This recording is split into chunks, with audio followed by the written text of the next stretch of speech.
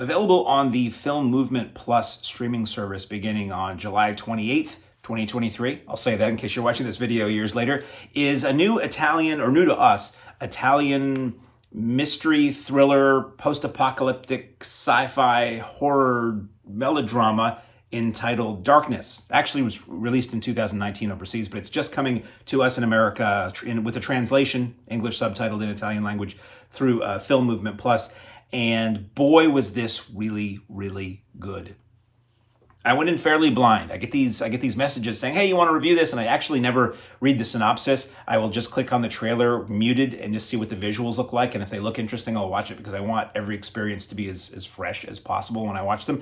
And story basically is the world we step into is there are three young girls. One is like a toddler who's not verbal. One is maybe, let's say, 11 or 12 years old. And the other is probably not too many years older than that, maybe 15, 16, 17.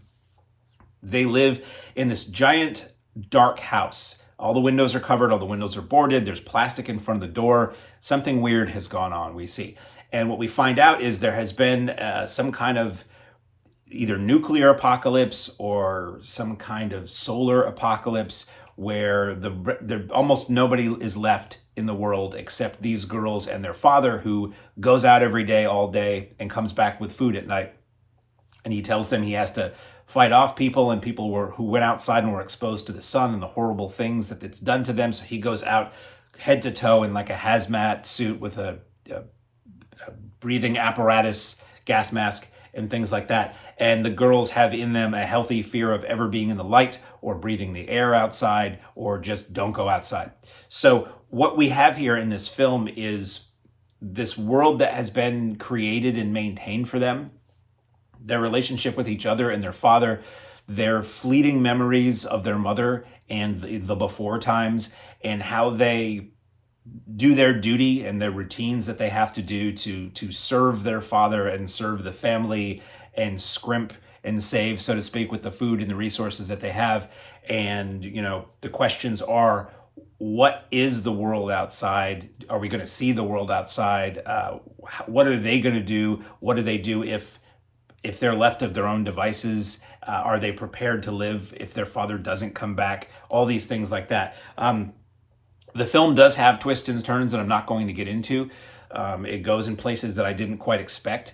So it does have surprises. It's not just set in this one room or anything like that. But it plays on memory, and it plays on dreams, and it flashes back to times before everything happened. And not a lot is laid out verbally. It is a film that is subtitled. It is Italian language, but there's not a gigantic amount of dialogue in here. There is, but a lot of it is nonverbal, and a lot of it is just visual. Really, really well shot. It's I don't want to say too much about what happens in the film. So very well shot. It felt, in the end, maybe a little long for me. Not like it was too long a film, because it's 98 minutes, but it was, to my sensibility, it might have been able to benefit from a little tightening up, but I really liked it. It took twists, and I was with it in the twists that it took. I didn't see where it was going. It does do a little manipulation of time that in a way, gives things away that I wish it didn't. But it's a really, really good film. It's a shame this didn't play in theaters. This is the kind of thing that in better days I could have seen the Alamo Drafthouse chain getting behind. But I don't know if there will be a physical media release of this. So for now, it's only available on the Film Movement Plus streaming site, which is, I guess, I don't know too much about it. I know Film Movement is a company that releases and distributes a lot of international cinema on different streaming platforms and on DVD, perhaps Blu-ray as well, and occasionally in theaters. And they have their own, like everybody now, they have their own streaming service. So I think it's like $5.99 a month or something, and you can get a world of international cinema brought to your door. But this is going to be one of them, starting on July 28th. 2023, and it's one I would pretty highly recommend. It did remind me of some other films that I've seen. It felt familiar in some of what the story does and in some of the situations, but I don't hold that against it. I'm just taking this as a movie on its own, and I thought it was really quite good. I was very impressed with Darkness from 2019.